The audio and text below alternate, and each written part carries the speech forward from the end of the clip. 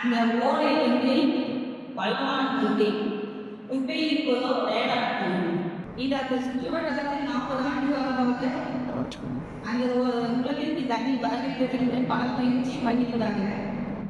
அப்பவும் அதுக்கு என்ன செய்யறது வந்து கண்டறிந்தார். நமது ஊராட்சி முன்னாள் ஊராட்சி மன்ற தலைவர் சாந்தி அவருடைய காலத்தில் தொண்டு நிறுவனங்களுடன் சேர்ந்து பொதுமக்களுடைய உதவி எல்லாருடன் சேர்ந்து ஒரு முன்னேற்பாடாக அந்த குளத்திற்கு எப்படி தண்ணி கொண்டு வர வேண்டும், அது எவ்வாறு செயல்பட வேண்டும் என்று பெரிய முயற்சி எடுத்து தற்பொழுது பெய்து வரும் மழை வந்து அந்த குளத்திற்கு மேலான குளத்திற்கு தண்ணீர் எப்படி கொண்டு செல்லப்படுகிறது அப்படின்ற ஒரு முன்மாதிரியாக அவர் செயல்பட்டுள்ளாக. அதை பற்றி அவர் விரிவாக பண்ணிப்பார். அடுத்து அவருடைய ப்ராஜெக்ட் என்ன இருக்கும் என்பதையும் கூறுவார். அவரை பேச வருவாங்க அன்பு நினைக்கிறேன். எங்க அப்பநாயக்கம்பட்டி ஊராட்சி வந்து சுல்தான்பேட்டை இருக்கு. ரொம்ப வறட்சியான பகுதி. போர் போட்டீங்கன்னா ஒரு 1200 அடி போர் போட்டாலும் அற்புதம் தண்ணி விடாது. அதே மாதிரி தண்ணியோட தண்ணியும் உப்பு தண்ணியாக இருக்கும். ஸோ விவசாயமே எங்கள் ஊரில் கிடையாது, அழிஞ்சு சொல்லுது. முதல்ல 40 ஆண்டுகளுக்கு முன்னாடி இப்போ சொல்ல வர சிறுதானியங்கள் கம்பு சோளம் கோதுமை எல்லாமே விளைச்சிட்டு இருந்த பூமியில தான் இன்னைக்கு ஒன்றுமே இல்லாமல் தரிசு நிலமாக கிடந்துட்டு இருக்குது. ஸோ எங்கள் ஊர் மக்கள் வந்து 40 ஆண்டு காலமாக இந்த ப்ராஜெக்ட் ட்ரை பண்ணிட்டு இருக்காங்க. எங்கள் ஊருக்கு தென்கொடலாம் மேற்புறம் மேற்புறத்தில் தென்கொடலாம் ஒரு ஓடை ஓடிட்டு இருந்தது. அந்த ஓடையில மழை பெய்யும்படி தண்ணி நிறையா வரும். அது அந்த ஓடையில போயிட்டு அந்த தண்ணியை ஊருக்கு பயன்படுற மாதிரி செய்யணும்னு பார்க்குறப்போ அது வந்து சாத்தியம் இல்லை. ஏன்னா அந்த ஓடை வந்து 10 அடி கீழே இருக்கு. அந்த ஜங்கமராட்சி குட்டை வந்து 10 அடி மேலே இருக்கு. ஸோ அந்த தண்ணியை கொண்டு வரணும்னா ஒன்லி பம்பிங் சிஸ்டம் மூலமாக தான் கொண்டு வரணும். நாங்கள் பதவியேற்ற நாள்லேருந்து ட்ரை பண்ண முடியல. சிஎஸ்ஆர் ஃபண்டில் வந்து ஆல்ஸ்டாம் நிறுவனம் வந்து யுனைடெட் மூலியமா எங்கள் கிராமத்துக்கு வந்து எங்களை அப்ரோச் பண்ணாங்க.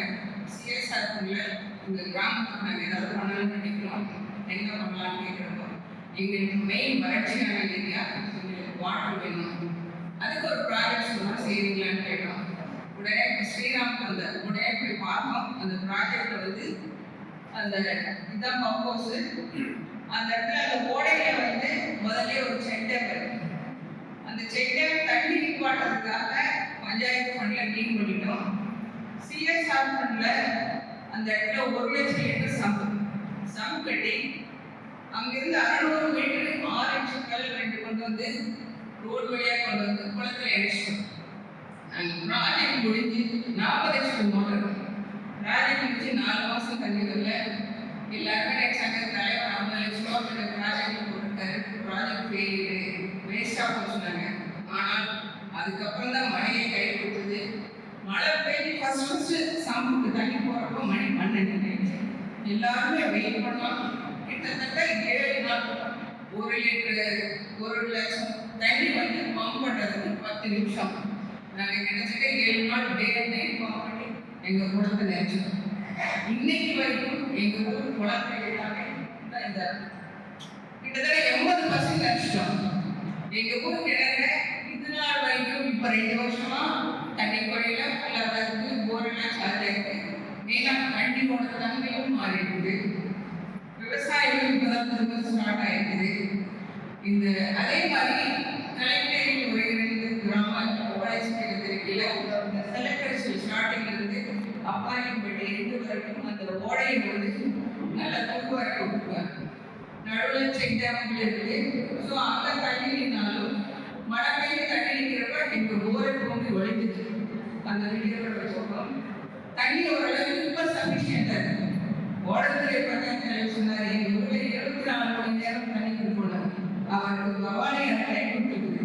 அப்பநாயக்கம்பட்டி பஞ்சாயத்துக்கு மழை பெய்ஞ்சு வர தண்ணி தான் கை கொடுக்குது. அதே மாதிரி கண்டிப்பா மழை பெய்யா அந்த தண்ணியை நாங்கள் பம்ப் பண்ணாதான் எங்கள் கிராமத்துக்கு தண்ணி. விவசாயம் இப்போதான் திரும்ப ஸ்டார்ட் ஆகிருக்கு.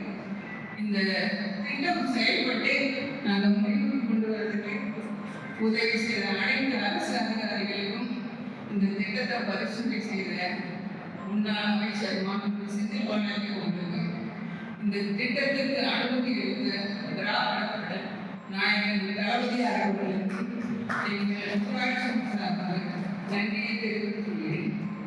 இது போக எங்கள் கடமை என்னன்னா, இதே மாதிரி 2 ப்ராஜெக்ட் வச்சுக்கோம், அதுக்கு வந்து 2 தடுப்பணம் கட்டி கொடுத்தாங்கன்னா, செக் டேம் போட்டு கொடுத்தாங்கன்னா இன்னும் 2 குழந்தைங்க வச்சுக்கலாம். அதே மாதிரி எங்கள் மாச கரண்ட் பில் பஞ்சாயத்துக்கு 3 லட்சம் ரூபா 4 லட்சம் ரூபா வரும். அதுக்கு எங்ககிட்ட லேண்ட்ஸ் இருக்கு. சோலார் ப்ராஜெக்ட் போடலாம். இண்டிவிஜுவல் வீட்டை விட கம்பெனியாக சோலார் ப்ராஜெக்ட் போட்டோம்னா பஞ்சாயத்துக்கு சப்போர்ட்டாக இருக்கும்.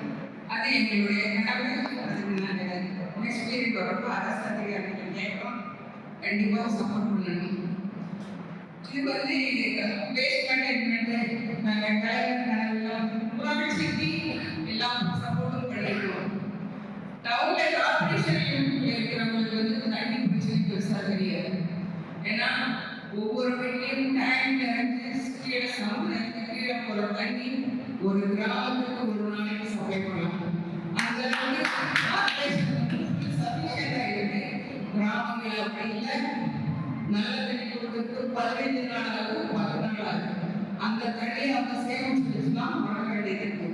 ஸோ கிராமங்களுக்கு தண்ணிக்கு வந்து நிறைய கொடுக்குற மாதிரி கவர்மெண்ட் கண்டிப்பாக செயல்படுத்தணும்.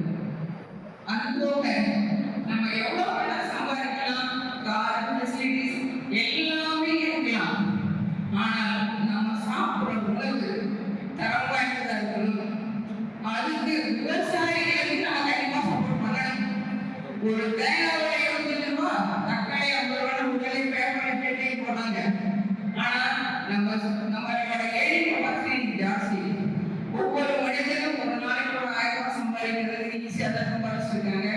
ஸோ ஃபினான்சியலி சஃபிஷியண்டாக இருக்கிறப்போ விவசாய பொருட்களுக்கு கண்டிப்பாக வேலை கொடுக்கணும்.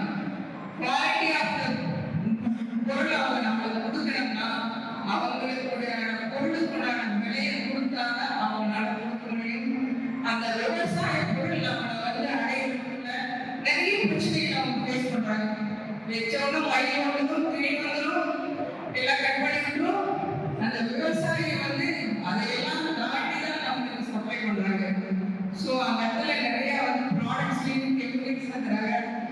வரும் சந்ததியிலிருந்து அந்த உணவு வந்து மாசுபடாமல் இருக்கிறதுக்கு கண்டிப்பாக அரசாங்கம் கண்டிப்பாக செயல்படுத்தணும்.